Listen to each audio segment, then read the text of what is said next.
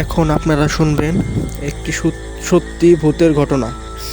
এটা গল্প নয়, এটা সত্যি ঘটনা। তো এটা ঘটেছে একটা মেয়ের সাথে, 11 বছরের মেয়ে। তো আমার এটা একজনের কাছে শোনা। সে হলো আমার ছোট ভাই। তো সে এক জায়গায় চাকরি করতো, কোনো কারণে চাকরি বাদ দিছে। এরপর অন্য জায়গায় চাকরি নিয়ে পরিচিত হয়েছে। তারপর যা কথা হয়েছে, সে লক্ষ্য করলো মহিলার মন অনেক খারাপ।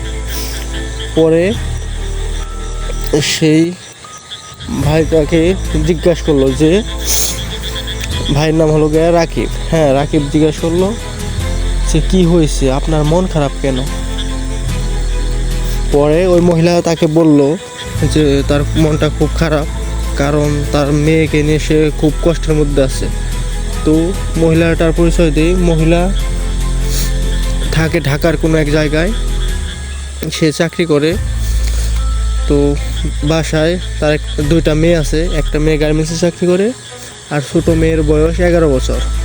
তো ওই মেয়েটা মাদ্রাসায় পড়ালেখা করে এবং বাসায় থাকে। হ্যাঁ, তো বাসায় থাকে, এটা তাদের ফ্যামিলি ব্যাকগ্রাউন্ড। এখন ওই ভাই যেভাবে কথা বলছে যে না, সেটা বলতেছি। তো সেই ভাই যে বলতেছে যে কি হয়েছে, আপনার মন খারাপ কেন? তো ওই আন্টিটা বলে যে তার মেয়ের শরীর খুব খারাপ। কি হয়েছে আপনার মেয়ের? আমার মেয়ে প্রায় অনেক দিন ধরে এই সমস্যায় ভুগতেছে।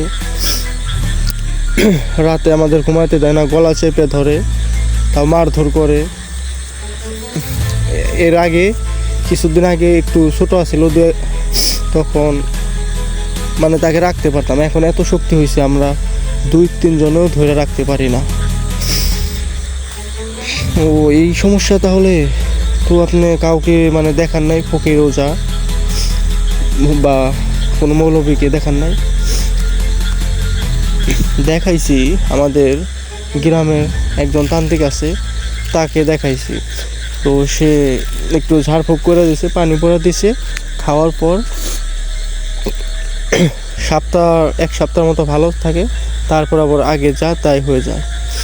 এটা নিয়ে আমরা খুব কষ্টে আছি। ও এই সমস্যা। ও তাহলে ভালো একটা কাউকে দেখাইলে হয়তো বা ঠিক হয়ে যাবে। তারপর মহিলার সাথে ওই দিন কথা শেষ হলো। তার দেখে যে ওই দিন থেকে মহিলাটা আসে না। 2-3 দিন হয়ে গেল, তবু আসে নাই। পরে 3 দিন পর সে আসছে। আসার পরে ওই বলতেছে যে কি হয়েছে, আপনি অ্যাবসেন্ট করলেন কেন? ওই মেয়ের নিয়ে খুব সমস্যা আছে। কালকে একটা ফকিরের কাছে নিয়ে গেছিলাম, সে চিকিৎসা করলো। পরে অনেক কষ্ট করে একটু ঠিক ভালো হয়েছে। এখন জানি না মানে কি এটা চলে গেছে না আছে এখনও। তো ওই মেয়েটা যা করতো, ওই মহিলার মুখে থেকে শোনা যে মেয়েটা যখন বাসায় একা থাকতো, তখন যেখানে বাসা ভাড়া নিয়েছিল তার সামনে একটা নদী আছে, নদীর ওই পার শ্মশান। তো ওই নদীর যে বাসার সামনে যে নদীটা, ওখানে একটা বট গাছ ছিল। সেই বট গাছের নিচে বসা সারাদিন নিজের মনে খেলা করতো। এইটা আবার ওই শ্মশানের ওই পার থেকে কোনো এক অসুরের চোখ পড়ে মেয়েটার দিকে। চোখ পড়ার পর ওই অসুরটা ওই মেয়েটাকে ধরছে। তো ধরার পর মেয়েটা রাত 12টা 1টা দৌড় দিয়ে চলে যাইতো পাকা রাস্তায়। তারপর শ্মশান পাড়ে যাওয়ার জন্য অনেকই করতো। নদীর ওই বট গাছতলা যাবে, কোনোভাবেই বেঁধে রাখা যায় না। পরে ওই ফকির বলে দিয়েছিল আন্টিরে যে ঘরে কোরআন তেলাওয়াত করবেন, সূরা পড়বেন।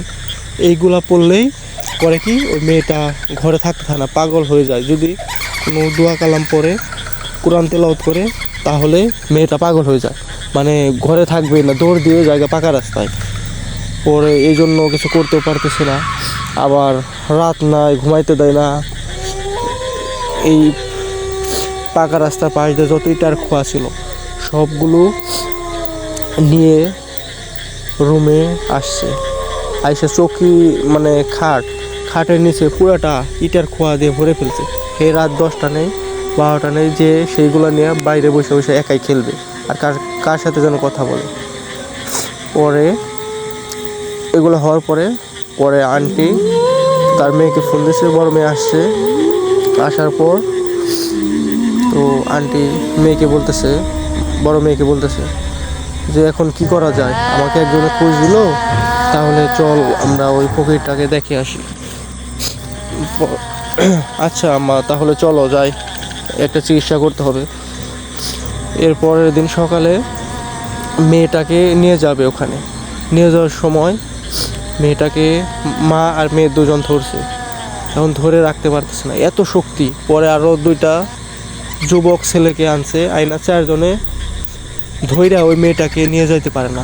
মেয়েটার শরীরে এত শক্তি আসছে, 4 জনেও পারে না। পরে যাই হোক কষ্ট করে একটা অটোতে উঠাচ্ছে।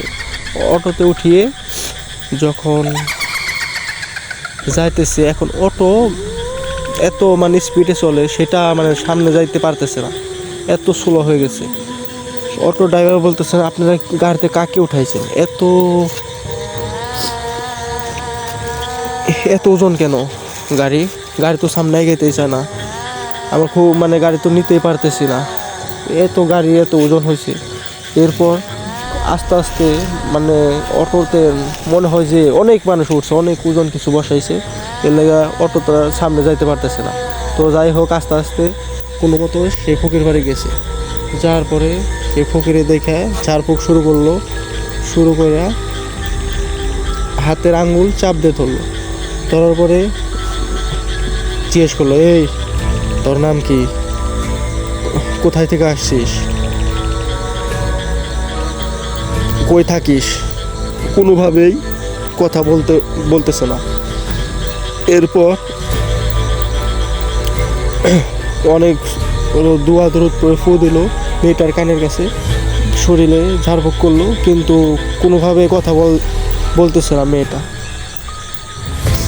কথা বলতেছে না। তখন কি করবে? তখন সে করেছে, তখন একটা প্লাস নিয়ে আসছে। প্লাস না মেয়েটার বাম হাতের আঙ্গুলে ওই আঙ্গুলে প্লাসটা দিয়ে অনেক চাপ দিয়ে ধরছে। মেয়েটা অনেক চিৎকার পারতেছে ব্যথায়। এটা দেখে মেয়ের মা এবং মেয়ের বোন দুজনই মানে অনেক কান্না করতেছে। পরে ফকির বাবা মানে তান্ত্রিক যা বলল যে আপনারা যদি দুজনে এমন করেন তাহলে আমি কিভাবে চিকিৎসা করব, আপনারা যদি ঠিক না থাকেন, ঠিক আছে আপনি চিকিৎসা করেন, আমাদের মেয়ের এই অবস্থা দেখে আমার ভালো লাগতেছে না, চিকিৎসা করেন, আমরা আরই করব না। এই বলে ওকে চিকিৎসা শুরু করলো। এরপর কোনোভাবেই প্লাস দিয়ে ধইরা অনেকই করে কথা বলতে পারছে না। তখন সে বোতল থেকে একটা গরুর রক্ত বের করে মেয়েটাকে 4 জনকে ধরতে বলেছে। ধরার পর বলছে তুই তো কথা বলবি না, দাঁড়া, তোকে আজকে আমি এই গরুর রক্ত খাওয়াবো। মেয়েটির চাপায় চাতা দিয়ে ধরে হা করে মুখে ঢালতে যাবে, তখনই মেয়েটি বলতেছে, কয় না না না দিস না, রক্ত আমার মুখে দিস না, আমি কথা বলতেছি, কথা বলবো এখন, রক্ত দিস না। পরে মেয়েটি বলতেছে ফকির বলতেছে তোর নাম কি? আমি বলবো না, নাম কোনোভাবেই বলে না। তারপরে বলতেছে তুই কই থাকিস? আমি ওই শ্মশান ঘাটে থাকি, নদীর পাড়ে। তুই ওরে ধরছিস কেন? ওরে দেখে আমার অনেক ভালো লাগছে, ওর সাথে আমি খেলতে অনেক ভালো লাগে, আমি ওর সাথে থাকবো, ওকে নিয়ে যাব। তুই শ্মশানে থাকিস, তুই কেন মানুষকে নিয়ে যাবি? আমার ওকে ভালো লাগছে, আমি নিয়ে যাব।